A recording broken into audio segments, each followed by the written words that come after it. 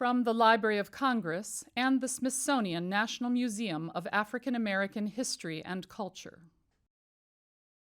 My name is Emilye Crosby, and I'm here this morning on December 1st, 2015, with Mrs. Jeanette Smith and Mrs. Raylawni Branch, and we're at the University of Southern Mississippi Center for Oral History and Cultural Heritage, which has been helping with these interviews. And this interview is part of the Civil Rights History Project, co-sponsored by the Library of Congress and the Smithsonian National Museum of African American History and Culture. So good morning and welcome, and thank you Good for morning. being with us. Thank you. I wonder if we could start, if you could each just say a little bit about when you were born, where you were born, and your family. I guess you're starting, Ms. Smith. I was born in Jones County, Free State of Jones. Wow. I was born January 1st, 1940. And basically, I have property up there now. I have the family property. So my heritage is deep there. And eventually, I would like to move back to So-So. Yeah. It has so many fun memories. I had wonderful parents. They really raised us right. And under the circumstances, being a product of the Free State of Jones, our parents didn't teach us to hate anyone. And that was a good thing for me, especially going through the movement. Mm-hmm. I stayed in Jackson for a while, for 2 years. Then I moved back to So-So, finished high school, and met my husband. I married him and moved here to Hattiesburg in 1959, January. You know, not everybody's going to know about the Free State of Jones. Can you Okay. tell us about that? Captain Newton Knight was able to meet my great-great-grandmother, Rachel. His grandfather had bought her as a slave. He fell in love with her, and he figured that, you know, he would just establish his own state. He didn't believe in segregation. He married her, and he had a family by her. And my grandfather was a product of that family. So he wasn't successful in establishing his Free State of Jones, so he deserted the Confederacy and joined the Union. And He seceded from the Confederacy. right, he succeeded. And there is a movie coming out Oh, yeah. and about it. It's just Dr. Bynum was doing like you. She wrote a book on the Free State of Jones. And what that book does, it documents my people. So in Mississippi, where we think of things as sort of black and white, right? It was never black and white. Yeah, never. And I think this area is one of the places that really shows some of the complexity of that. Right, it did. And then that's one reason, because the mixture of the races, that's why black people have so much land, because they gave all each other land. So, and that's the land that's still in That's your the family. land that I have. Mm-hmm. But it comes from my mother's side, Okay. which is the same, my father's side rather, which is the same type of situation. My grandfather was Indian and white, and you know, it's just a mixture like that on both sides, biracial people. What kind of work did your family do, your parents? My mother was a black nurse, and my father was a contractor, a carpenter, and he did farming. He had his own land. He was hired out. He built a lot of some of the elegant homes there for the doctors and lawyers and people like that. He was independent. And I want to come back and follow up, but Ms. Branch, could you tell us about when and where you were born in your family? I was born the 1st of September, 1941. We're of the same age group. I was born here in Hattiesburg, 711 Whitney Street, in my grandmother's house. It was a 3-room a shotgun house with outdoor privy. We had sidewalks, so at that time you paid for them if you wanted to get sidewalks in I front of pay you. for it. And Did you pay the city or did you pay somebody? you pay to the put 'em city. in? You Okay. pay the city, and they install them. So the street on which I was born had a church on the corner. Miss Emma Campbell, who, I don't know where Miss Emma came from, but Miss Emma was even lighter in skin color than Jeanette.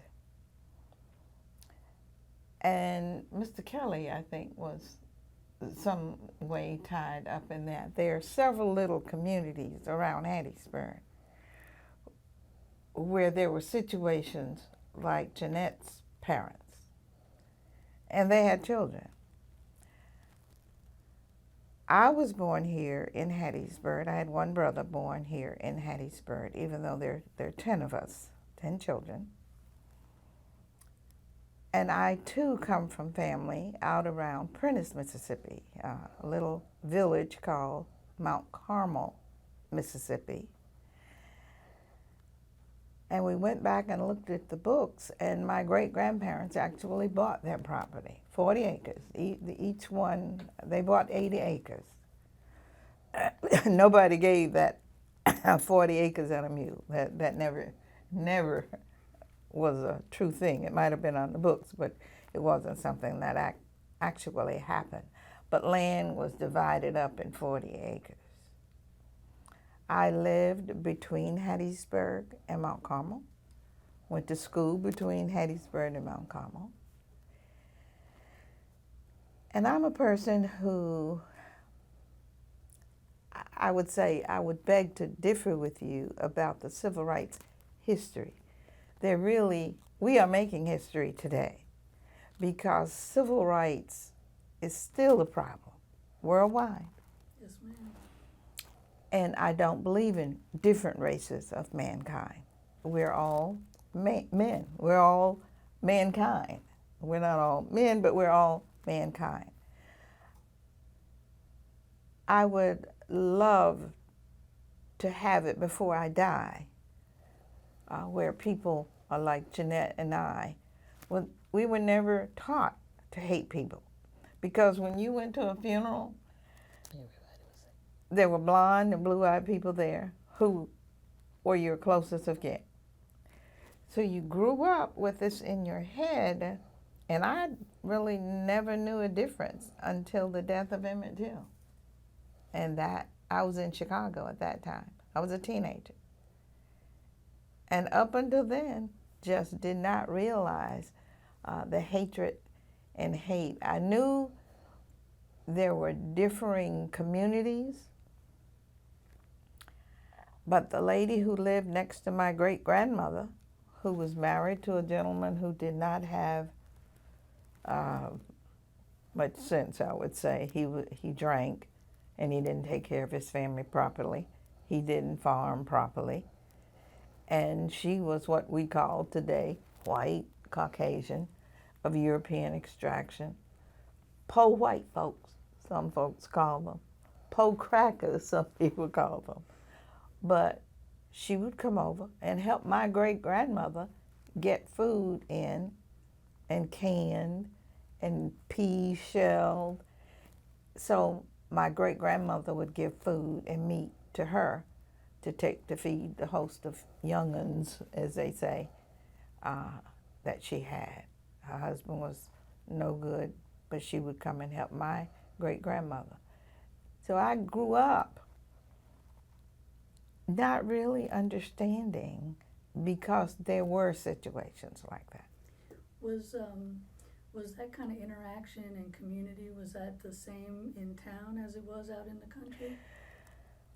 I think in town, women of color worked in the big houses, in the houses.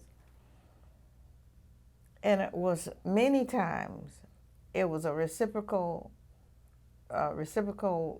relationships. You were able to carry home the food that was left over, the clothes that were too little left over. When you wanted to buy a house, Miss Ann could call the bank, or her husband could call the bank and say, you know, give so and so that loan for that house. Mm-hmm. So there were relationships, but the badness was there. It was there.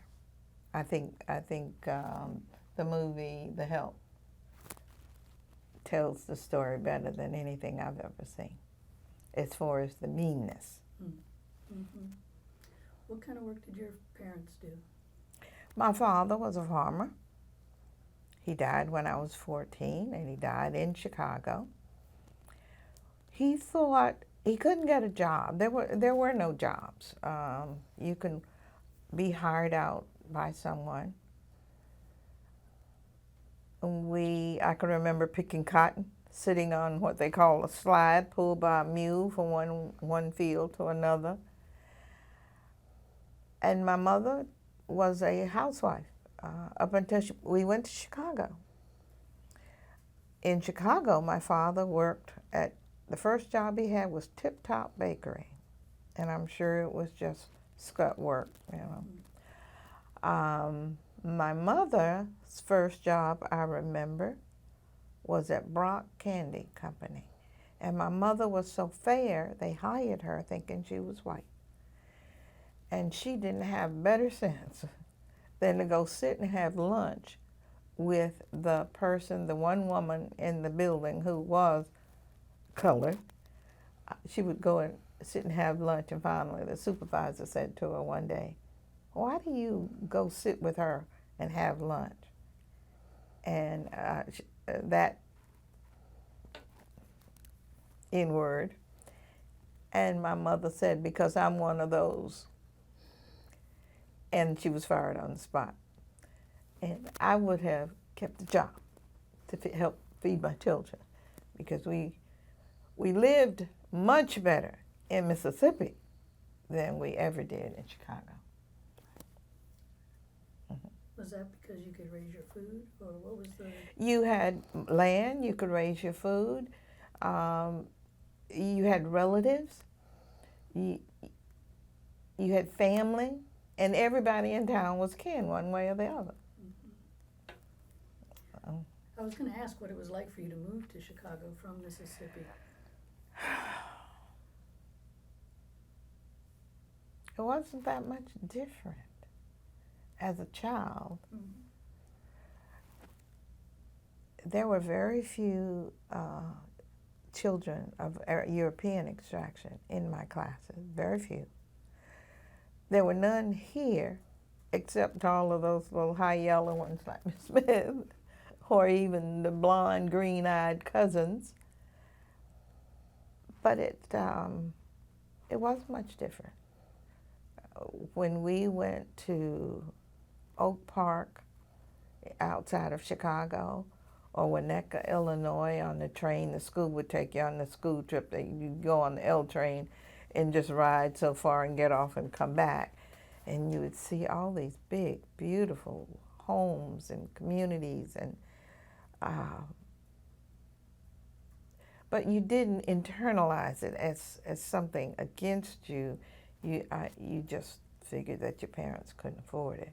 But we did own our home in Chicago. My daddy bought a home. In fact, he bought two, and he got sick. He had some type of blood dyscrasia, and my mother was pregnant, and we lost our home, and we ended up in the park, homeless, furniture in the alley. What did your family do? We lived in the park for a while. We were just homeless folks, trying to find some place to sleep at night, and that was usually one room, and everybody piled into that one room.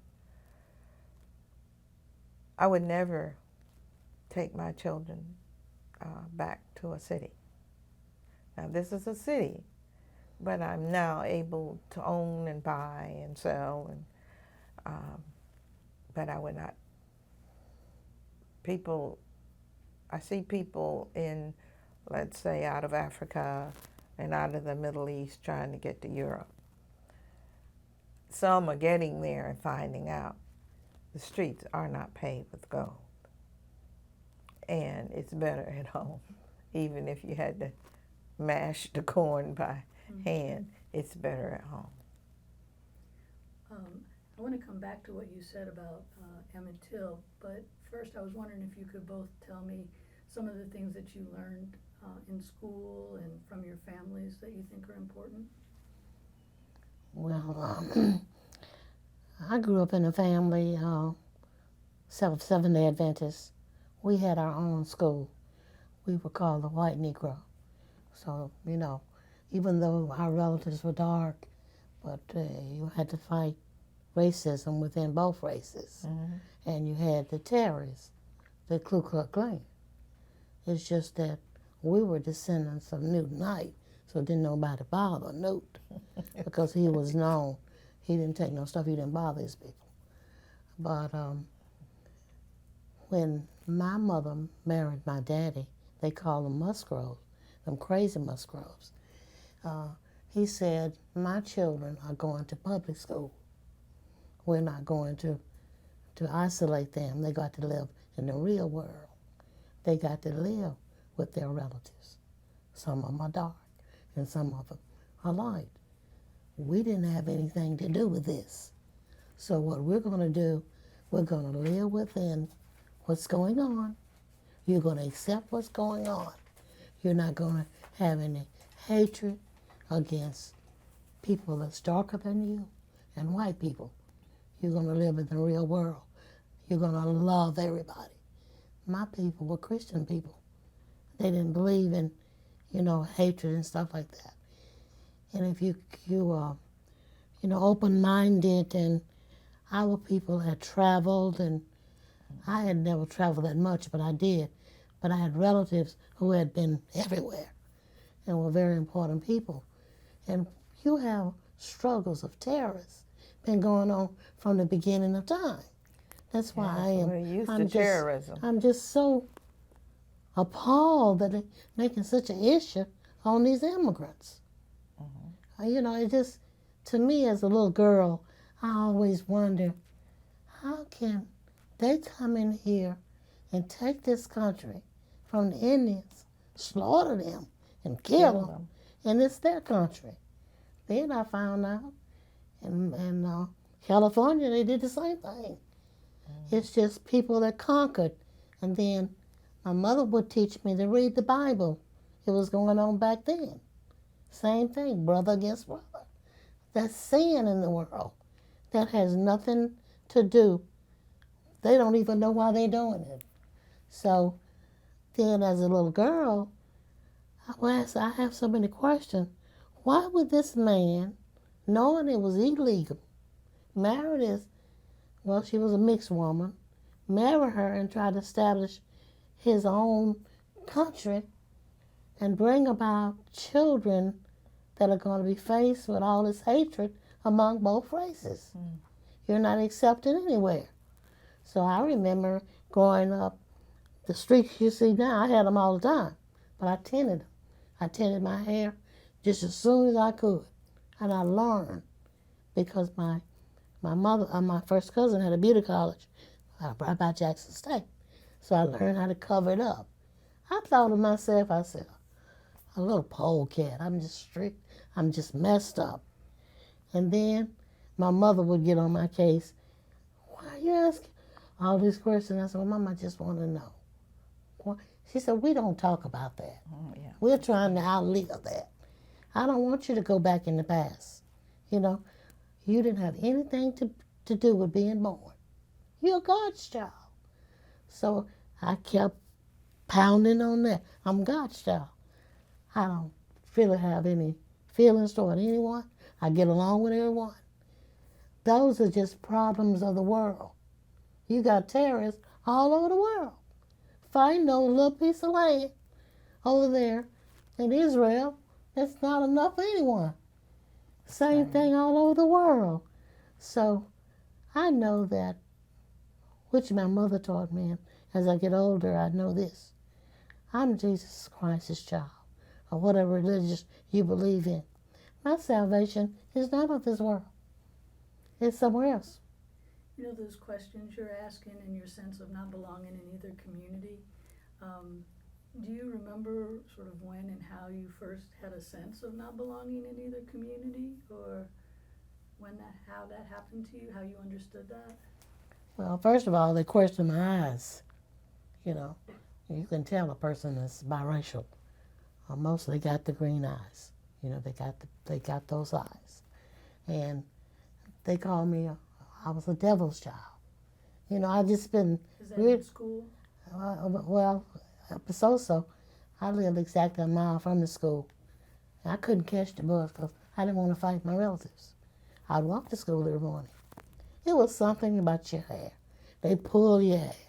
They did. You're different, you know. And then I just want to be like everybody else. We're still being called different in Hattiesburg. So what I'm saying, you were right about that. So what I'm saying is, can I be just American? I want to be an American citizen. I don't want to be black or white. I just am an American. You know, and then you think about it within yourself, and then you got to be very careful. You don't want to offend anybody. You can't be too outspoken because you'll offend someone. And I really don't want to do that. But it's very difficult when you are mixed. Very. You catch it all, even when you're born. You know you're different. They called my mother Butter Gal because she was blonde. And at the time, her stepfather was her stepfather. My grandmother was raped by the plantation owner. And when she found out she was pregnant, she ran off it's a little area out near Prentice called Friendship. And she ran off to Hattiesburg. She worked enough to buy a house. They were selling houses from World War I off of Camp Shelby, little shotgun houses they had down there. And they moved them from Camp Shelby up to Hattiesburg. So there would be just lines of these rows of shotgun houses. They'd stick them beside the railroad track anywhere. My grandmother married what they call a Cajun out of southern Louisiana. What at that time, what made someone a Cajun? They were Frenchmen originally out of Newfoundland, and they boated them down, shipped them down from Newfoundland to the Louisiana Territory. And the Native Americans, and I don't know which nation, the Native Americans and Africans. And they are still calling themselves Cajuns. They speak with a little accent. They live in those swamps. I'm not saying they're backwards or anything. It's just that they maintain that culture. Mm-hmm. And my mother's father, whom she called father, she fit him. So my grandmother made a decision never to have another child after he was killed on the railroad. He worked on the railroad in 1932. And that was a year when I did a little research, when there were many men of color who were killed on the railroad. Now, whether it was just purely accident or intentional, I don't know. But my mother was an only child. And my grandmother would put a bowl on top of her head and just cut her hair around like that and around the front. And she would deliver the butter that my grandmother would make, because my granddad had a cow and a pig that he'd keep down on the river, which was just a quarter mile away. So for my mother, she would not talk about the fact of who she was and how she came about. It was a taboo subject. And I went looking for a birth certificate for her. And the sad thing, I can't smile on this one. The sad thing is that she lived until she was 67, and she never knew her real name. On the birth certificate, it says Christine Holloway. They mixed my grandmother's name, which was Fannie Mae Holloway. They took the O, mistook the O, and made it an A, or just didn't care, or whatever. So she was born and died and never knew her name. But her name that we knew was Alphonsia Elsie, after her daddy out of Louisiana. And when we looked up Frank Elsie, she was the only child listed under him, even though he had been married before. And I don't know if there was a divorce or anything like that. It was very hard for my mother. She was like your family. She was ostracized on both sides. If you had one drop, 1/32nd, 116. 1/16, what they call black blood, you were black. So you could be blonde and you can be blue-eyed. But if there was a, as Mr. Carter would say, one in the woodpile, then you were that. For me, I was dark enough. No, the only people who mistake me are the some people from Thailand or some of the Hawaiian Islands, Fijians, Koreans. There's some dark-skinned Koreans, and I get mistaken, especially by the men, if I'm walking on the street. And I went to school part-time in New York City, and I found that those kinds of people would talk to me in their language, and I would say, I'm sorry, I don't understand what you're saying. It was probably good I didn't understand. But I know that many people, and I straightened my hair at that time. I don't straighten my hair anymore.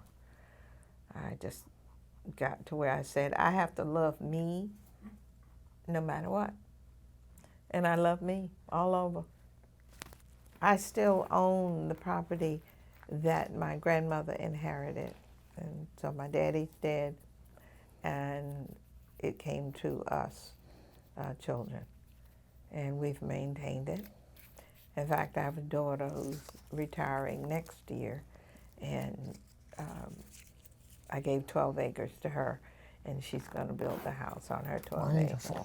And she's going back to the country like you. I love it.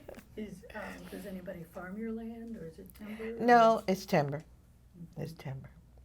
But it's beautiful land, and I'm sure if you put some, my great-grandmother used to have her garden closest to the house, and then there were fields of corn and cotton and all kinds of vegetables, a smokehouse. And once a year, people would get together, once or twice a year. The women would get together and do all the canning, and the men would get together in the fall and make syrup and smoke meat, and the women would make sausage. And so it was more community than what you have in a city. You didn't have that. Well, yes, you did. You had those. My uncle and aunt who had a store, but his daddy, his daddy was Colonel Hall, Colonel Robert Hall, and my uncle Rowan were first cousins. So him being green-eyed and very fair and blonde, he not only had the store in our little village, he was even allowed to sell guns and ammunition, which was a law blacks could not own hardwares, so they could because they could get guns and ammunition, but he was allowed because he was who he was. That's interesting. And that family, Aunt Ella Mae married one of my uncles on my daddy's side, and Aunt Ella Mae was blonde and blue-eyed when she died, and she was in her late 60s. So we're just humans, and you can't afford to hate anyone, because then you hate yourself. And I usually don't use, black and white. Everyone here at the university knows I don't. And I think some people do things out of guilt, because I know that plaza. Have you seen the plaza? Mm-mm. There's a plaza on campus. It has Armstrong Branch Plaza. It's 2 blocks long. It's wide. There's seats on both sides. The International Building is on it, because I had made a comment that I would love to have the International Building on the plaza. It was put on the plaza. So I don't think they could do anything else for us. For 93 they started the Armstrong Branch lecture series. So you've gotten watches and all kinds of pictures and things and dinners, but I would rather them use the money for scholarships and not things. Of course, you can't blow down a building, and we've had some buildings blown down on this campus. I mean, I don't think a tornado had ever been through here before it was built.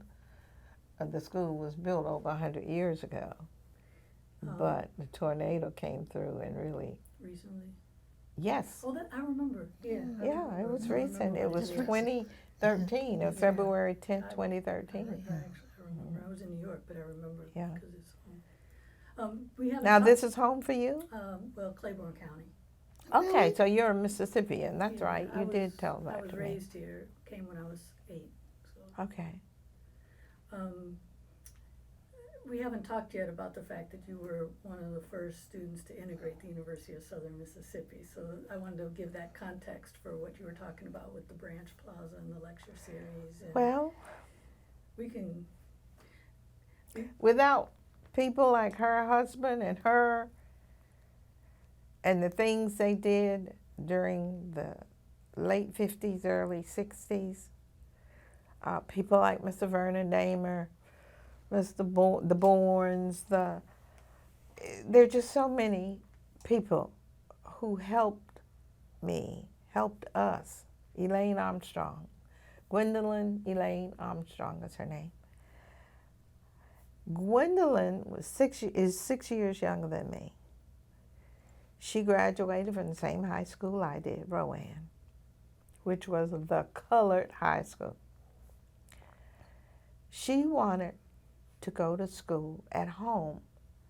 She wanted to stay at home because her mother was handicapped, and she felt it was best for her to stay at home and not go off to Alcorn or Jackson State. And since Ole Miss had integrated, quote unquote, and integration never really came about, they had to be the first school, the politics behind it. They had to be the first one, and poor James Meredith really caught hell doing that. And people died, and people were injured, and the devil showed his face on that campus. By the time we came here in '65, we didn't have any problems at all. I think I got called a nigger one time, and the ball field at that time was where the business school is, out on the highway there, off the service road. That's where we went and had gym. I'll never forget the first time I went into the gym building to change clothes. I was putting on my shorts, and there was a big mirror. And when I came up, I could see these girls standing behind me in the mirror. They're watching for my tail. Because some people actually thought we had tails. And I guess they had been reared up with that lie. And I just smiled. You don't pick a fight over something so silly. They could see I had no tail. Maybe they thought I cut it off, I don't know. But they alphabetized us in class. So I was always one of the last ones. If you look in the yearbook, you'll see I'm one on almost the last page there. There were a few people maybe who had come out of Europe or had Z's or V's or, you know, I was a Y. And so there might have been some Z's after me. But in the classroom, I was usually the last student. Most instructors just ignored us. We were just there. Elaine and I never really had a class together. She was an A, Armstrong, so she was usually up front in the class, and I was in the back. And if you look at the yearbook, you can see they made us all the same color. I mean, you can't find us by color. You can't. No, not at all.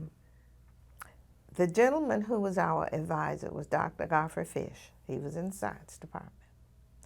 And Dr. Fish, in a meeting with Dr. McCain, who was the president, and he had been told if he allowed anyone to come here, they would shut down the school. The governor, who was Ross Barnett at that time, said they would close down the school. I should say that we're actually in the McCain Library Yes, here. And we this are is actually. And this is President McCain. Who This you're is speaking President about. McCain. He lived in what we call the Ogletree house. The Ogletrees gave a lot of money. I mean, that's the only way you get something, of course, with your name on it out here. But except my case, the Department of Transportation, King, who was Senator King at the time, signed off on over $1 million to put in this plaza. I think they did it out of guilt, but it doesn't matter. It establishes the fact that we were here, and there are bronze plaques in the ground on both ends. But Dr. McCain had stated that he could not let anyone come, and that's why he didn't let Clyde Kennard come. And what happened to Clyde was criminal. And everyone involved should have gone to jail. But at that time, you can just walk up to someone and shoot them. You weren't going to jail. You weren't even going to, I mean, if they had a trial, it was a mockery. I know you said you don't like to use black and white, but what you're talking about here, right, is if a white person kills a black person. Yes. There's a video of the guy, and they showed it right in that video. It was one of those Eyes on the Prize, where this guy walks up in Macomb, Mississippi, white, and just shot, point blank, a black guy who was going in to register to vote. That was, I think, State Representative E.W. Hearst And Herbert Lee. yes, and I don't even think they had a trial. They had a coroner's jury that day. Yeah, but no real criminal No. indictment and That's taken to court. That's right. But he was told that USM, it wasn't USM, it was Mississippi Southern College, and then went to university. And Clyde was a person who believed in the goodness of mankind. He sure did. Do Do you know his story from when it was happening? Or do you Oh, know it yes, from I later? know So his did you story. know him? I knew him personally. I worked where he brought eggs. Not every day. He would bring in flats of eggs, crates of eggs. I worked in a little restaurant on Mobile Street. And the day he came in, there were several gentlemen. They would meet at Smith Truck Store, the leaders. And they tried to talk him out of coming out here. Each time, that last time he came alone. Is that the black leadership? Yes. They tried to talk him out of. Now, there were conversations behind the scenes with Dr. McCain, Mr. Berger, who was the black principal, if I have to identify people, black or white, who was the black principal over at Rowan. He and Mr. Roy, who was a principal at Eureka, wasn't he? They wanted a black junior college put here in Hattiesburg. So, in a way, they were sellouts to me. And of course, I graduated with one of Mr. Berger's sons. And I know they loved their dad, they loved their mom. But to me, they were sellouts. We needed access. This was a state-run school with state taxes. We needed to be able to go here just like everyone else. And so they tried to talk Mr. Kennard out From of coming so that they out could here get the alone. junior college. Oh yes, they talked to Clyde several times. I think it's documented in the Sovereignty Commission. It's certainly documented in some of the other papers. So Dr. McCain played the politics, allowed Ole Miss to be the first one with James Meredith. And since we were girls, Dr. Lucas calls us angels, but Dr. McCain had a few other choice words, I'm sure, because he belonged to the John Birch Society. Right. And that's just the same as the Klan. So when we came to campus, I give all credit to Clyde. I mean, that was in the late 50s. We came mid-60s. And the good people who would supply food to me and helped us and paid tuition and stuff like that. Elaine and I both come from poverty. And there were many days we'd walk back and forth from the other side of town to here. I want to follow up on some of what you said, but Ms. Smith, you nodded your head too. Did you know Mr. Kennard? I sure did. I knew him in a different way. I knew of him when he was arrested and he was in the jail and he was sick. At that time they had Dr. Willis Walker, a white doctor, and the Bowen brothers, who were very instrumental in the NAACP and sending her and the other young lady to Southern, and the two young ladies, William Carey, and my son integrated public schools. I knew him because Mr. Boynes wanted him to see one of our physicians, which was my husband. He checked him and examined him and explained to them that he needed a workup.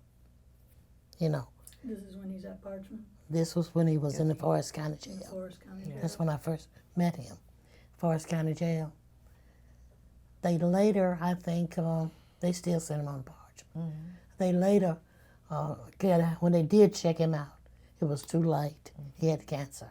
So you think he already had it? He had it. He had it then. He had the symptoms, but he knew that he had to work him up. They could have sent him to the medical center up there to Jackson, but they gave him hard labor. They did. They just did him so wrong. But we tried to keep up with him. But you know what? That was his mission. That was his mission. God had to free his people. And the way I see it, those things that happened to me, putting me where the movement was happening. When I first met Raylawni, I met Raylawni at a NAACP meeting in 1959. So she was the little secretary. So we had to go up those stairs down on Mobile Street. And a lot of people say, oh, she didn't live here, she wasn't here. But that's not true. I've always known her being a fighter, that'll stand up by herself. She don't need a crowd, you know. So God has put some of us on this earth as a mission. We have to thank Clyde Kennard for his mission. Not everybody's going to know about Mr. Kennard, so can you explain the backstory, like what happened with him? There's some I can tell you and some I can't. I can tell you something. He lived outside on the north side of Hattiesburg, a small community called Macedonia? Well, Or is that Kelly Settlement? Kelly Settlement. Kelly Settlement. Okay. By the airport. Out there by the airport. Between here and the airport. So you were going to tell us about Mr. Kennard. Mr. Kennard had come to Hattiesburg to help his mother.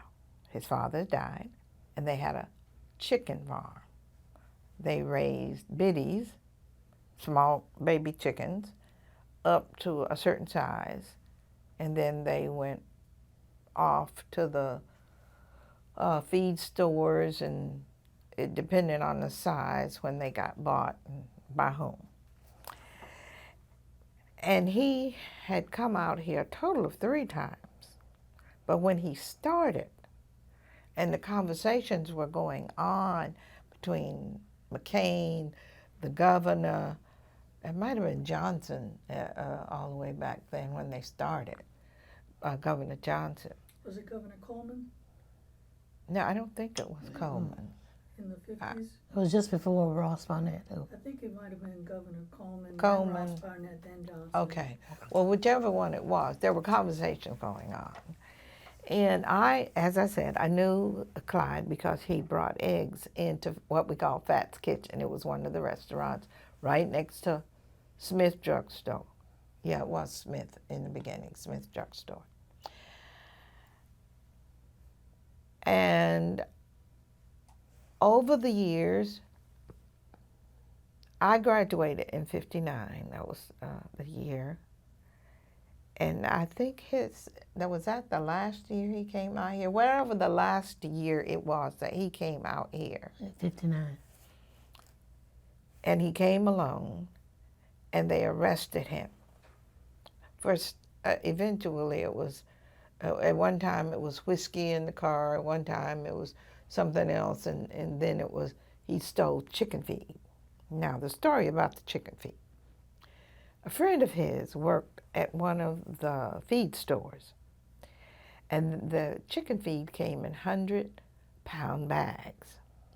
So sometimes the bags on the bottom would get damp, and they wouldn't sell that.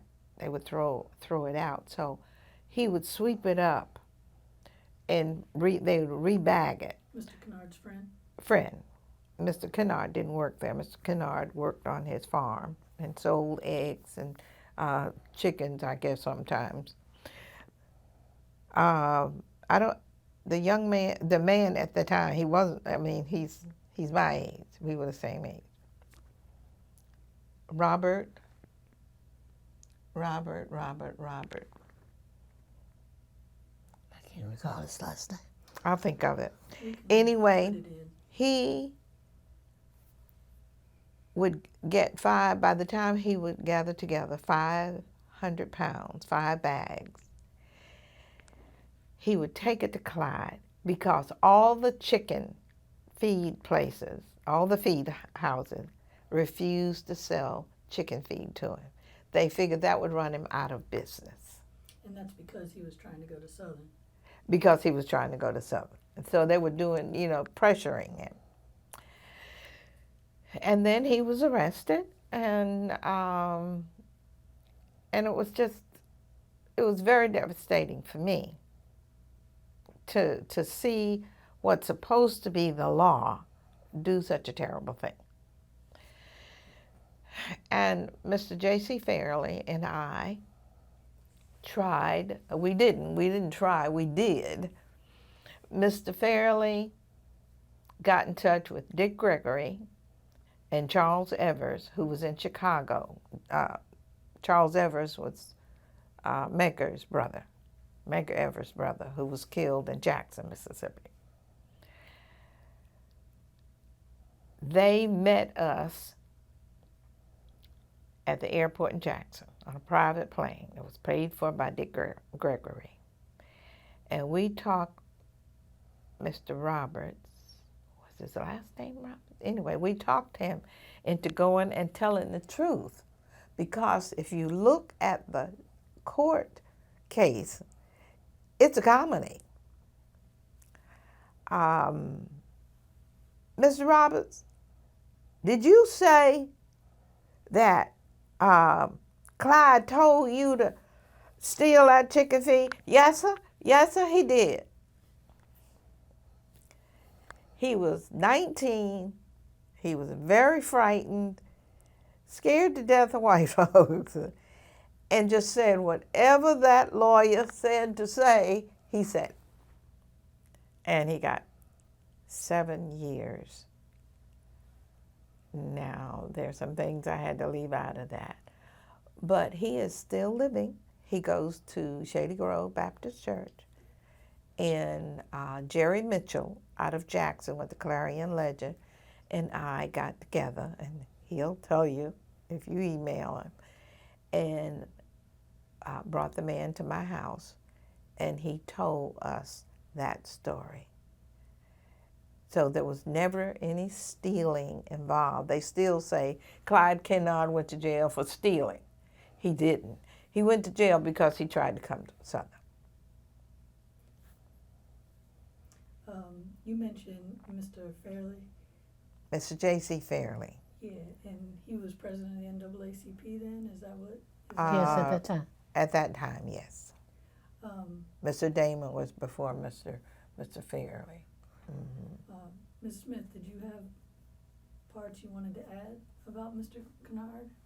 How you knew him? And Well, I think, yes, I knew him because the NAACP was helping him. Oh, yes. And that's who was really the backbone of everything. Integrating the public accommodations, voting, and everything. The reason that you had this summer of '64, because Hattiesburg was like a mecca of people that you had a group of men in the 1950s had filed a suit to get the right to register to vote. In the 50s, you had a group that had always fought for their rights. And we've had a branch, NAACP branch here since 1946. So the people came because it was safe. That's why you had so many people to come down. And sometimes it's sad. And so I'll never forget this judge from Pennsylvania had said, if it's not local, it's not real. See, we were not writers. We didn't come down here representing churches, organizations. We weren't documenting in history. We were just doing it because we wanted our rights. And in fact, I have a kind of feeling about that. You know, for people come in to profit from what the people did, a lot of times they don't even get recognition for it. And it's kind of a sad thing because the local people haven't gotten recognition. They could have lost their lives. They burned churches, homes, ran them out of town. Like they threatened us. They were terrorists. You know, they threatened many people. And they lived through that. They didn't, after 2 weeks or 3 weeks, they didn't go back home. And then I'm a traveler. So this friend of mine who was a journalist who stayed with me, I went to visit her and Philadelphia, Pennsylvania. The first thing I wanted to know what kind of community.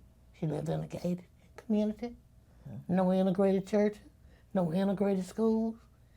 But she was down here fighting our cause, and she needed to be home fighting her cause. You know, so it just bothered me, the double standards. So it stuck with me. If it's not local, it's not real. If I see acts of, you know, segregation right now or double standards, I want to attack it. I want to get rid of it because it shouldn't be. We are in America. You know, and I don't have any problems being black. I appreciate the black culture. They made me what I am. You know, they made me strong, not bitter, but want to get rid of the problem. I want to be like everybody else. I told my children that. Everybody around me, I want them to be there. The black people accepted me because I'm unlike her. I have four cultures in me.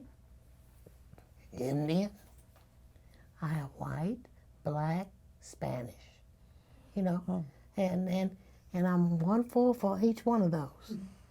So I was up there in gambling in the casino, and somebody told me that I could get me. They had some money up there for me. All I had to do. At the Choctaw. Yeah, I could get some because I'm 5%. I'm 1/4, but I'm 1/4. Oh, So gosh, I said, yes. oh my goodness. You have to go up there to apply. That's what they told Yeah, me. the chief says. I talked to the chief before they got to the lady chief. Mm-hmm. And then I thought about that. I said, you know, I'm not trying to profit off of that. I just want everybody to be treated equal. We have equal rights. We are the only race that came here against our wishes as slaves. I don't want to be bitter about that. Those people were trying to make money. And the folks who had them on the ship, they cleaned them up and they started integration on the ship.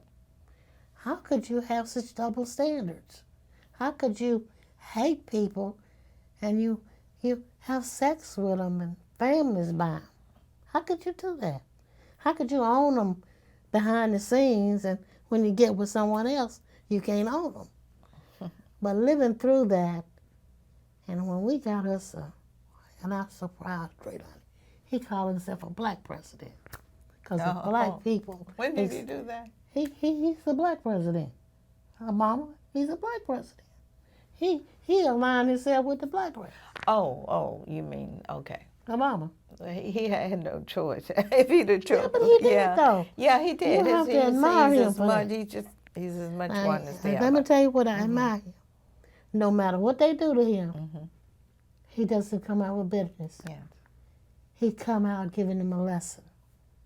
And some of the times what they do to him, I want to go in my self-defense mode. I want to go in there and defend it. Do something to him. Now, you ought to be ashamed of yourself. That's the aggressive self-defense, right? Disrespecting our president. But for once, Raylawni, we have a man in there that represents us. So in America, everybody's represented. We have a biracial president. And it's certainly not the color issue. It's not. Because Dr. Carter, is it Carter? Yeah. I wouldn't vote for Dr. Carter if he was running for dog catcher. But he's a good surgeon. But he doesn't even do that anymore, so you can't call him a good surgeon anymore. He might have been a good surgeon. Can I circle back, Ms. Branch? When you Circle. mentioned Charles Evers and Dick Gregory and bringing the plane to Jackson, was that when Mr. Kennard was released at the very end to go to his sister's? No, we were trying to get the boy who was the state witness to tell the truth. to tell the truth. And he was so afraid. We did get him to Chicago. And they took him out to dinner. And he said they put this big steak in front of him. But there was a white woman sitting next to him. He couldn't eat the steak. He said, I couldn't swallow with this white woman sitting next to me.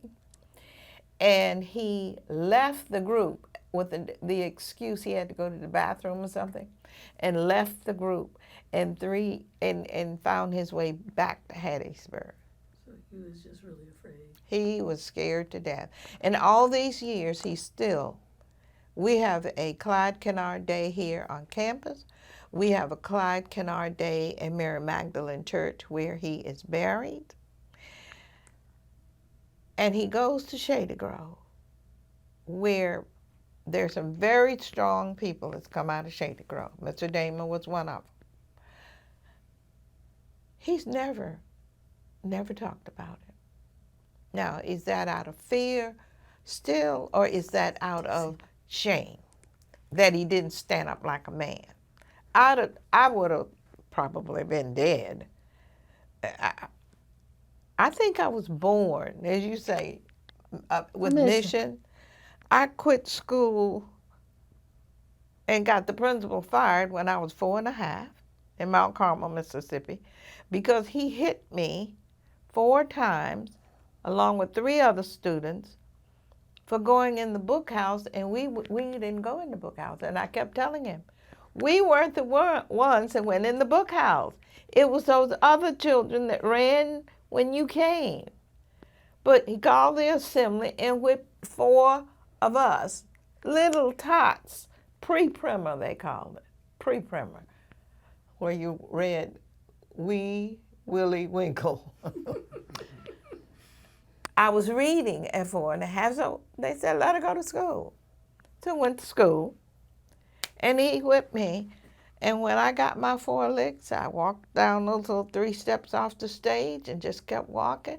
And he's screaming, young lady, come back here and sit down. And I turned around and I said, I'm going home and tell my daddy. And they called a meeting at the church that night, and he was fired because he was wrong. I don't care what your color. If you're wrong, you're wrong. So I guess that must have been an early lesson for you. I mean, you stood up for yourself and then you got backed up. I've always stood up for myself. My great-grandmother, who on my daddy's side, told the story. She had 2 boys who were Pullman porters. They fought with Philip Randolph. Philip A. Randolph, I think it is. A. Philip Randolph. She would get a pass. The family would get a pass, and she would go somewhere different, California, Washington State, every year, following the Federated Women's Club. Right. And they would have a national convention, and she was one of those who could afford to go because she had the pass. And she said this conductor was taking her ticket and called her Amy. And she said she turned and looked at him and said, you know, I don't know you. I don't know your mother, and I don't know your father. I'm not sister to either one of them. So how am I your Amy? So I come up. There was a shotgun at the door. It wasn't the shotgun you hunted for food, and nobody was to come through that door after your family. Did you learn to shoot? I learned to shoot. Oh, yes. I learned to shoot. Oh, Yes. yeah. You can't live in the country and not know how to shoot. My mother hunted. And yet I'm a person against guns. I've learned the NRA is a shameful part of America. I love guns. Well, I don't, there's one in our house, but it's an antique. I wouldn't shoot it, probably shoot me. I believe in self-defense. You know, some things, but you know, and I understand my mission. I understand people who've been inflicted with fear. It's ingrained in them. So in forgiving people, you gotta understand them. We were blessed to have been born with a mission. Most people don't have it. That's why I'm very forgiving. See, you didn't ask to be born white. I didn't ask to be born mixed. But we're God's children. I don't want to blame anyone for what somebody else's sins were doing that day. If we're going to get along, we're going to have to learn to work with everyone, because the masses of the people are not like us. They need us to help them, and I want to help them. That's why in our home up there, my niece stay right next door to me. There's a gun in their room for the four-legged people, things like them deers taking over their farm, and the two-legged ones too, because you never know what people are up to. And then when you're down in those woods, and we live in a lane, it's very private, you don't know who else coming from the back of the woods. Yeah. So they know that we defend ourselves. Yes. So I'm like most people, I like guns. I'm not going to have a gun on I don't have a pickup truck, but I don't want to put it on my rack. I don't want to do that. But I have it for a purpose. I think you have a right to defend yourself. Because if you didn't, I wouldn't be living today. Mm-hmm. People know that we believe we have guns. We will defend our property. Was your house ever shot at in the movement? Yes, 1968. There was so much going on prior to 1964. I left here in 66. Mr. Damer died January 10th, 66. I finished school here in 66 and got a scholarship to St. John's Episcopal School of Nursing in New York City. But before 1964, we had,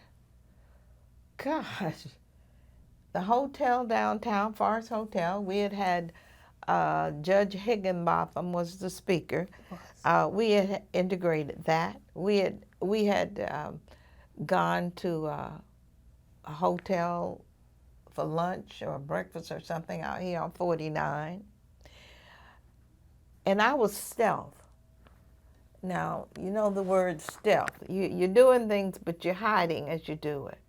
I was the first person hired at the telephone company. They put me on nights, and I had no one to keep my children at night. My husband was mentally ill and not with me anymore. And I couldn't take a job where I had no one to take care of my children. So I told them I couldn't take it, but I had made that first step, which meant other people stepped up. Joyce Brown, right. Who is now Yarborough, stepped up and went and got a job, and that was her job her whole life. She worked at the telephone company. I was the first one hired by Sears.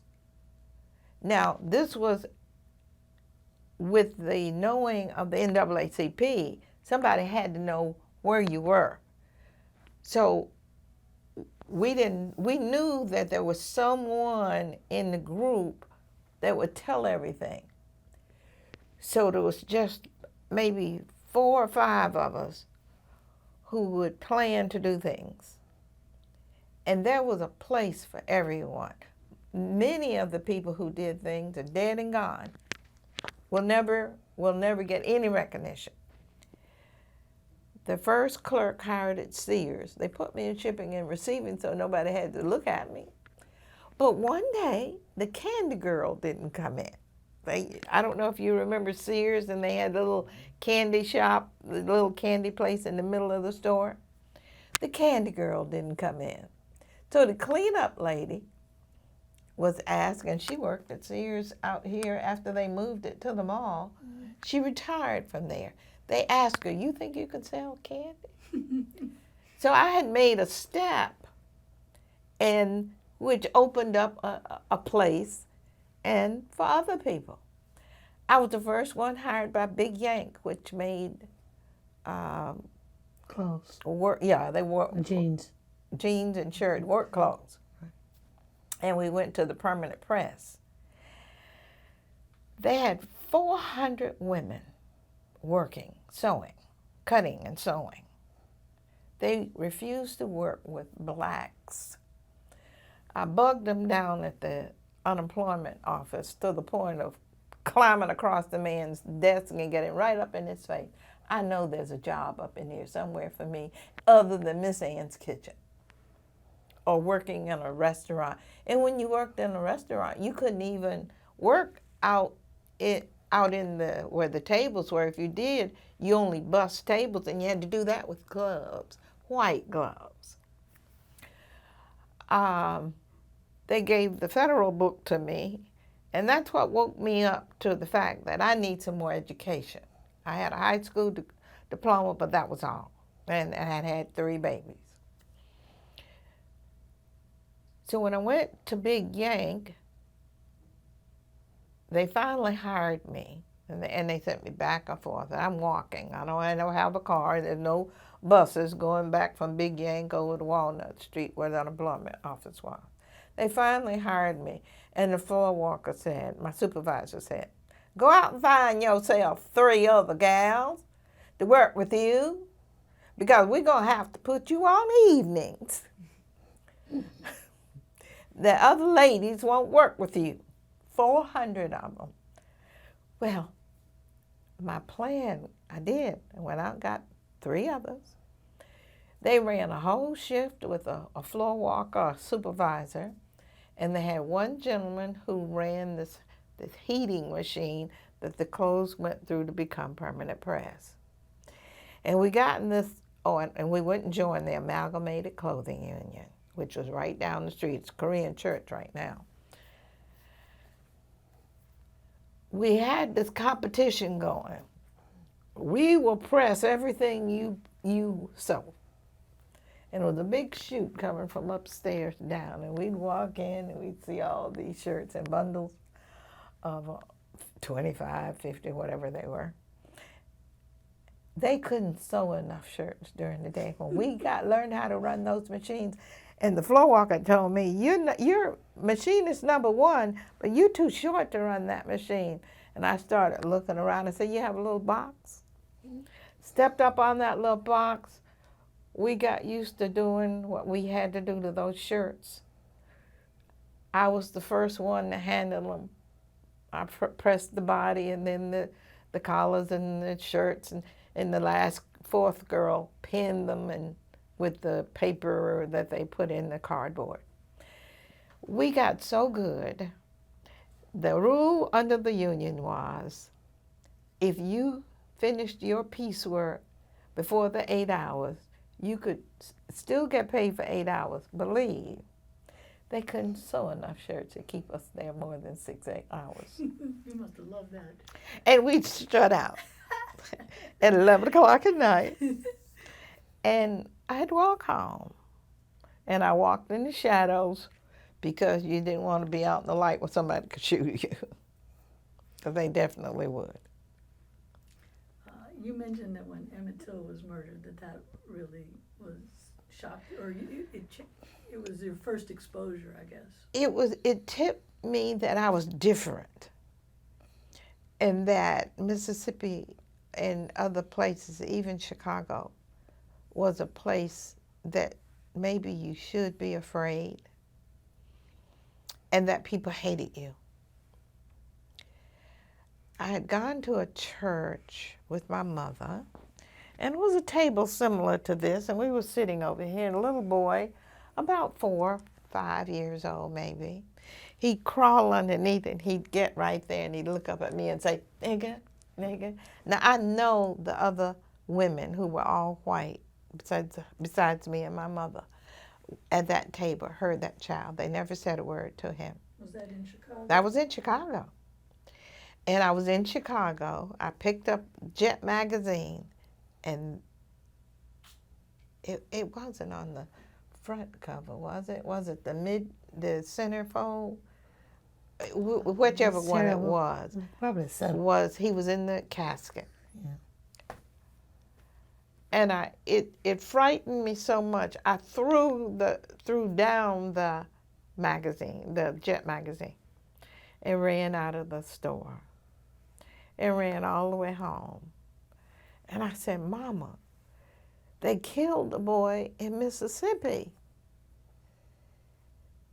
For Mama, it wasn't news. It wasn't that it wasn't news. She wasn't affected. But it affected me so much. I said, and Mama had always said, if they did anything to one of my boys or my husband, I would get jobs at nursing homes and hospitals, and I would poison up a lot of people.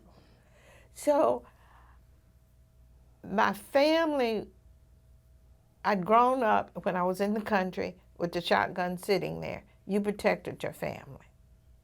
My mother had always said, they better not do anything to one of my boys. And to see this child having that done, because I always said, you wouldn't take my grandchild out of my house. They'd have had to take me that night. But they lied. Or maybe the family was afraid, the grandparents, or whatever it was. But they wouldn't have gotten one of my brothers out of the house unless they'd have killed everyone in the house. We had done many, many things. Her husband built a clinic here in Hattiesburg. The building is still there. He built the clinic because he was a black doctor. And the hospital, Forest General Hospital, it was called Methodist Hospital. It's now Merritt Wesley out on 98. They would, if he had a client that needed to go into the hospital, he had to turn him over to a white doctor. That's how bad it was.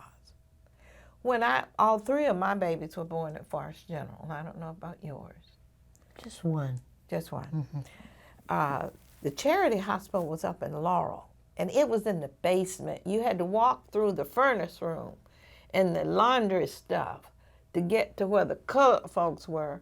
And you could have TB, gunshot, babies born. Everything was down there in that dark, dingy basement with no light. Forest General, there was a floor. It's now a hallway on the way. Yes, now a hallway on the back side of the cafeteria. Everyone was put there. Because my mother was who she was, Nala C. Phelps, who was a white doctor at Hattiesburg Clinic,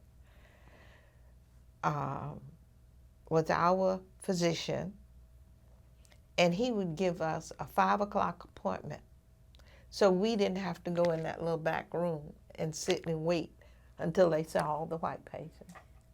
You said because your mother was who she was. Can you explain? Being a white father and a black mother. So that the doctor was willing to give her a little privilege.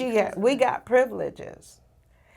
Now, Bill Thacker, Dr. Thacker was our dentist. His house is on the corner of Broadway and what's that side street? It's right across from where the Catholic high school is right now. Southern. Big brick fence around that house.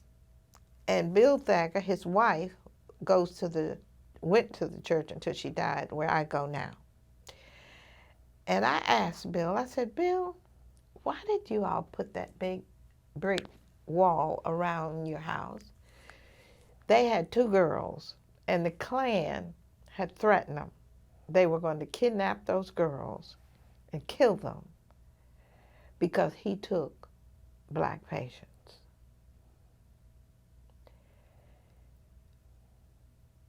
We have been terrorized for as long as we've been here.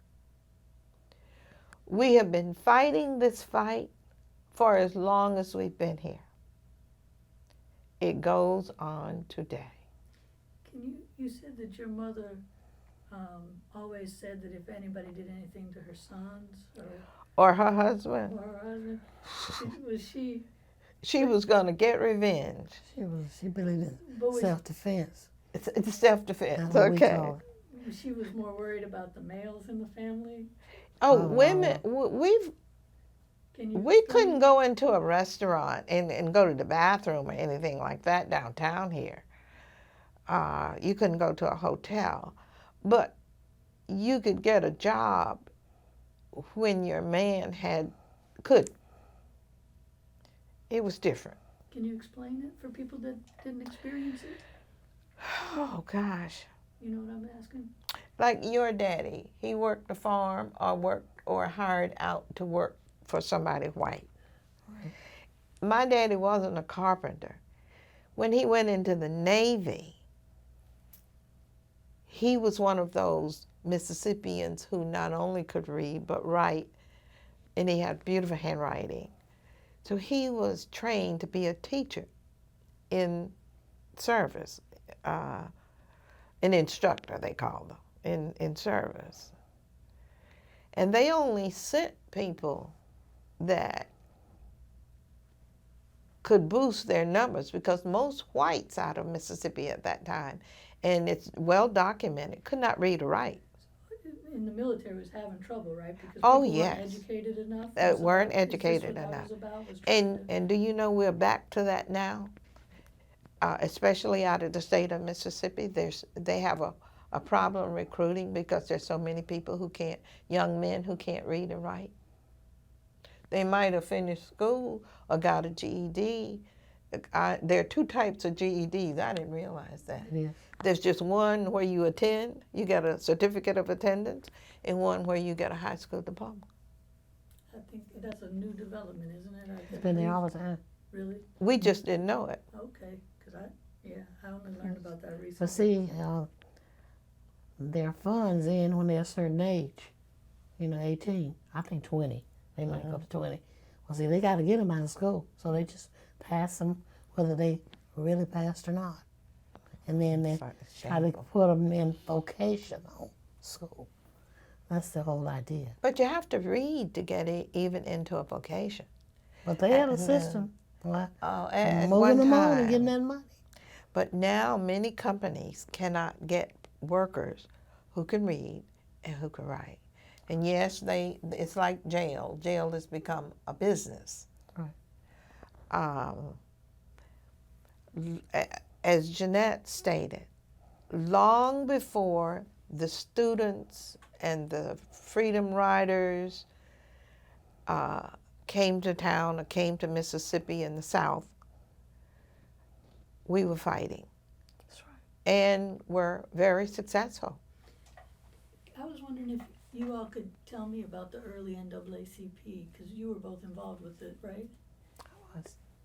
Can you tell me? She went on the nursing school. We were very active on all levels. Because we're so active, we're the largest member in the state, life members, and in my resume, that's what I dealt with, and I touched on that. So, because of our activities, and we were known, Forest County was a fighting county. That's why everybody came here. And like I was saying, it's just amazing how they came here. And some of the stories and books that are written should be the stories of the people they stayed with.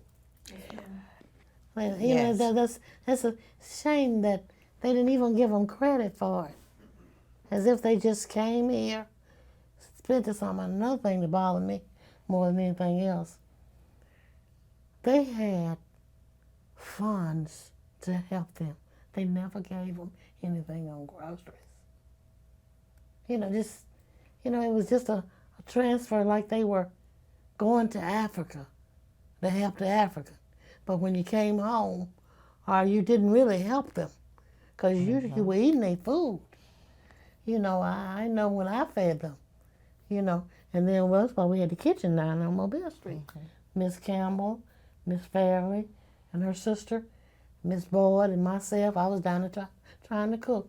That's how I learned to cook. Pinky Hall and Pinky her Hall. sister. So was this during the summer, so you all had a kitchen? This was for the before. This was before. This was the summer? before. Was this when the ministers From were coming in? 62, from the minister started in 61. 61, that's right, you're right. So Yeah. so you all, so that was like cooking for the voter registration? For the workers, they were hungry. Yeah. Because we knew that the people, if they housed them, And to keep them safe and nobody bombed their house, they probably would. The house could have been destroyed. They could have lost a lot of things by just helping those civil rights workers. So we had to organize in the community. You had the churches were so wonderful. You had summer school, vacation Bible school, and they were cooking at the church. So what we did, the churches gave us food, then we began to cook over there on Mobile Street to feed the workers. So you're saying we, and we organized, right? Yeah. Can you, so We did in the ACB. okay, so the NAACP, Yeah. Even though we married and became COFO, Mm. the NAACP led. can I ask, when did you all first learn about the NAACP? Do you remember? I've known about it all my life. Was your family members? They were not grand- members because we lived Mine in the were. country. They didn't have a branch out there. But the Laurel had a branch, Dr. Murph. We just never joined, But you but we supported. We gave them money. You know, we always, when they Freedom Yeah. Fund drive, we always gave them money. was that true for your family too, Ms. Branch? It was, I learned that one of my grandmothers, both my grandmothers, they had stuck their receipts at cheap, the least expensive one used to be $15, Gee, 10. Their receipts were stuck in the Bible. right. And I was going through their Bibles, and that's how I found out they were members of the NAACP. You know, in Claiborne, they used to burn them cards when they would come. Oh. Because they were afraid. That someone would get them. I don't think my grandmother was too afraid of the police, and I wasn't afraid of the police. We were. And now, of course, I was just plain listed as crazy. You know, I did things But you know what because I happened? was crazy. Jones County being one of those places where the Klan was. See, the Klan was like this. They would go to other communities and terrorize them. They wouldn't kill in their own community. They were scared to come out there in Jones County because we knew who were behind them sheets. We knew who they were. So my grandfather, we were up there in so meeting, and honey, he put on his sheet and went up there and ran them all up there. Because you couldn't tell him because he was a mixture of white and Indian. So he's So- infiltrating the Klan. He said, you know I know you. He pulled all them sheets off their face. Oh, And they were getting ready to come down in Forest County and raid these people down here. Because they had so many kinfolks up there. They didn't want to kill their own folk.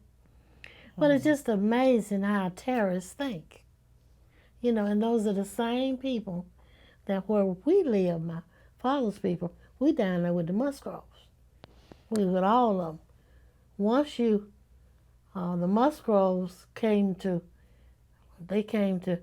join New Knight's deserters. So that's now how they came. Is that the same as Governor Musgrove? That was my cousin.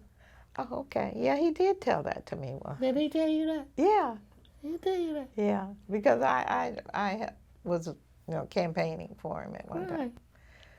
Musgrove was all right. Well, what happened, I was up there in a meeting with him, and, see, like I say, you were terrorized. The reason that I survived, I know my people claim me. New Knight is the father on my grandfather's birth certificate. They claimed the children. They gave them land.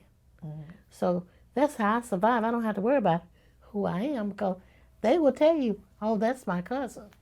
so they would sort of put the little protection out Yeah, you don't mess with it. Yes. Yeah, there were certain people you did not mess Amen. with because they had white kin. because No, their because daddies and their Newt would kill 'em. granddaddies were who Newt they would were. kill 'em. Yeah. If he messed with any of his people, he would kill him. There's a poster. We had it here during one event. Okay. Back, let me see. I first got the poster. It was just a flyer. 2, 4, 6, about 6 pages, folded in trifold. And that's when I learned that my grandfather had gone to register to vote when we started registering downtown That's right. with I saw his Theron picture. Lynn. Papa Blue. Can you say his full name for the record? Lee Val Graves. And Leeval Graves, Graves. Lee Val Graves. so you found the record that he had. We had a Tell me- Oh, picture it of was a picture. Oh, it was of a him. Someone had Up sent the flyer to me from Washington, D.C. They had a big conference in Washington. And he and another guy were standing there at Theron Lynn's counter, Office. Mhm. the same counter I had gone to answer my Constitution question. I was registered first. I was the youngest. I think I was the youngest one to register in Forest County. Probably were. When I got to be 21, I went down there. Right. But at that What time, year would that have been? Was it you say? I was I born know, in I 41, So so 61, 61, 62. But I was registered in '61. See, Okay. I'm older than she. I was born in 1940. Can tell us what it was like to go to register. Oh, I had 3 big men at my back. Who did you have? Mr. J.C. Fairley, Mr. James Bourne, and Mr. Vernon Damer. Is that Mr. Bourne? Is he kin to Miss Connor? No, Gould. I'm sorry. You're I'm talking mistaking the about names. Peggy Jean Gould, No, Mr. My Gould. mistake. Yeah. So you said it was Mr. Bourne, James Bourne, Mr. Farley. J.C. Fairley, Was the beer born? and Mr. Damer. So they came with you when you. Standing right at my back. See, Theron Lynn, I don't know if you've ever seen a picture of her. But please describe him for us. Really fat. Huge guy, about like this. Really About fat. 6'3", 4". But he had a tiny little head. So Oh, you had wait, this I huge person with the tiny little head. And he would walk back and forth and he would say, "This is your question. Can you answer this constitutional question?" And I wrote that, because, Ms. Chambers had prepared us well on the Constitution. And I wrote, and finally he walks up and takes it and says, and handed it to a clerk and said, "She passed." He didn't even read it. When you say you were well prepared, was that your school teacher? Or was School that teacher. Yeah. Ms. Marjorie Chambers was our world history teacher, and she did a lot with us knowing about the Constitution and things like that. Was she specifically trying to prepare you to register, or was that part of her teaching? No, that was just part of Ms. Chambers' teaching. In fact, she was one of those teachers when they quote-unquote integrated the schools. They pulled her out of the black school and sent her over to the white school because she was a good teacher. And, there was a law on the books, and I don't know if it's still there, and I say, people should look to see. I should look to see if it's still there. If there was something that you wanted to do that wasn't taught in Mississippi, you could be sit out of the state, and the state would pay the bill. Mm-hmm. Well, And I'll just say for the record, this is before Brown, and this is when they were trying to avoid Integration. desegregating the schools. Yes. And they thought that way they could avoid the whole separate but equal. yes. That's why my husband went to medical school. Did he? Mhm. On one of those Really? scholarships? I didn't know that. Did he go to? Well, he thought he was, but Uh-huh. his grandfather was Jewish, and they really had sent him to school. We didn't know that until after we were married. He was trying to pay his loan back, and they told him, "You don't have a loan." So he came down here with Dr. Parrish because he was trying to pay off state of Mississippi, and there was such a need for medical care till he just stayed. Dr. Parrish, He couldn't take it. He had to go back to Chicago. Where was your husband from? He was from Memphis, Memphis? And so he came here to pay off his school along from Tennessee. and then stayed. So did he go to Meharry? He went to Mary. And his sister, and now that we're talking about him, it's amazing. When he first came, he was trying to take the license, to get his license. And then he had to go up on the freight elevator. But when he got up in there, he took tests with everybody else. He said he was determined when he came back, he was going to integrate Forest Hill. It was county hospital. He made a complaint with HEW. He was going to integrate Methodist. He was going to integrate them doctor's office. Just as soon as they started taking Medicare, that federal money, he was going to integrate everything. And basically, that's what he did. Did he ever work with the Medical Committee on Human Rights? Is that what it's called? It was some of the doctors that came into the civil rights movement was Dr. Smith up in You remember Jackson. Marion Wright? Right. She was part of that group. Yeah. I don't know if he did or not, because He was so busy. he wasn't thinking about that. I think He was trying to do what he had to do. When he was working so hard, he eventually became the president of the He NAACP. did. But I wasn't here then. But before I left, he was busy Delivering babies. because in that clinic, as she said, babies were born there.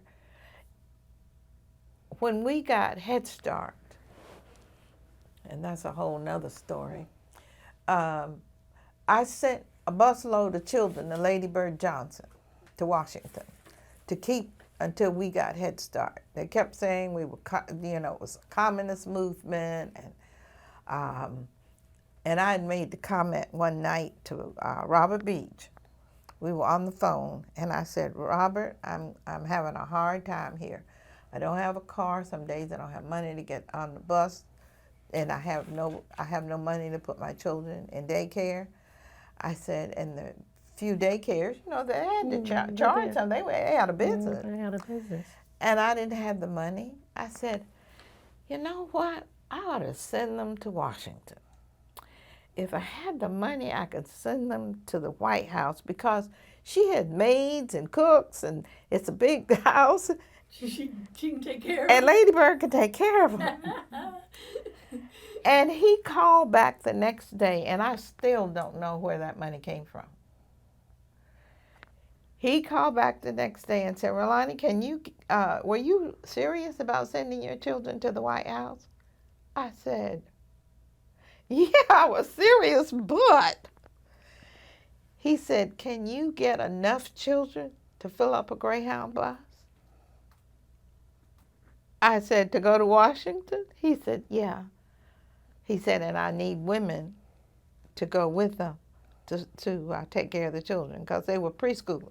Right. They were 5 and under. And it was January, and we sent those poor children to Washington, D.C. without caps and gloves and hats, and it snowed. And someone on that end, women met those children with the proper clothing and boots and stuff. And I have a picture of only 2 of them went, because Timothy was in school over at Eton, sitting on the floor of the House of Representatives. But we sent a busload of children. We got Head Start after that. Good. And I was a resource teacher for Head Start. Excuse me, was it in Mississippi already? Was CDGM in here, or was that? No, CDGM? that was before. That was It before. was before that? Oh, That was before. we were doing a whole lot of things before. The one thing I learned from the students and people coming in, I don't have anything really bad to say. I learned that not all white people were bad. They're not. Up until then, they were devils. They would, they would stick it in any hole. That's what I thought. That's the sin in people. That's the sin in people. They need to be converted. But we did so much. I give them credit. I learned from them that not all people are bad. But as she said, they came for an experience. Now, there were some people who went back and did some wonderful things. Jill Wakeman, who stayed with that lady that lived on the corner of Tipton and some street off over there in East Jerusalem. Jill Wakeman was her maiden name. She married, but she still goes under Jill Wakeman if you look her up on anywho.com. She opened the biggest soup kitchen. It's still running in San Francisco, I believe. They had her on 60 Minutes or 48 Hours or something like that. She and a native, a girl of Chinese extraction, her name was Marion, I can't remember what was it. it's been so long. But Jill, I won't forget, because Jill sent $10 in an envelope to me the 2.5 years I was in school in New York. And that's what I lived on in New York City, $10 a month. And she opened this food kitchen, and it's still one of the biggest food kitchens in America. The reason I asked about the Medical Committee for Human Rights was when you mentioned that your husband was determined to integrate those hospitals, because I can't remember which law it was, but one of those laws that was passed as part of the war on poverty was bringing the federal money into the hospitals. Is that right? And they were using That's that right. as the leverage, and so I just wondered if he might have had any contact with them over integrating Well, he the did. They were hospitals. friends of his. He worked with them, Dr. Mason and Dr. Smith and all of them. Okay, They had a organization among themselves. Yeah, because Yeah, there was yeah. no one group. And see, my husband, the people in Laurel were wonderful. They had a black hospital. He transferred his patients up there. That's how he met me. And Really? Tell us what about- hospital was that? The Benevolent Hospital up in Laurel. I didn't know about it. That's a black hospital. Wonderful. My daddy and my uncle had built a church in Lucedale, and they contacted pneumonia. So my first cousin and I went down for the dedication of the church. So these little black doctors were down there. And my husband was single and the other one was married. So I thought I was on my way to Dillard University, and I wasn't looking for no husband. So my husband told my daddy, now that's the one I want. So Did he talk to you? no, he didn't say a word to me. Came out with my first cousin from So-So, teaching down in Pascagoula. That's how they recruited their patients. So anyway, he checked. I said, oh, I'm so glad you came. You can check my daddy. My daddy had pneumonia, put him dead in the hospital. And so he was courting me through my daddy. Because my husband, So was your daddy going to be in trouble if you wasn't there? no, my daddy was trying to get me married off. Well, you didn't talk to the girl first. No, he you talked to you the talked dad. to the family. So he was just boosting me up, and I heard him in there saying, well, if you get her, you get the right one. That's what your daddy Yeah. was saying? She might be young, but she's very mature. She's been taking care of my business and stuff. She's been 40 when she was born. So things like that. I'm listening to him talking about me. So that's how I met him. And then I found out he was a very nice person. And I really liked him. And I said, thank my daddy for finding me a husband. So did you still go off to Dillard? No, I didn't. I got married within 4 months. Did you miss going off to Dillard? Not really, because, education is a continuing thing. You don't have to have those letters to know that you are a sponge, that you can learn. that you're learning everything come through your way. Yes, ma'am. And my husband made me see that. Then I went down to Green Carey for a while, and I had 3 little children. Yeah. And it was just hard on me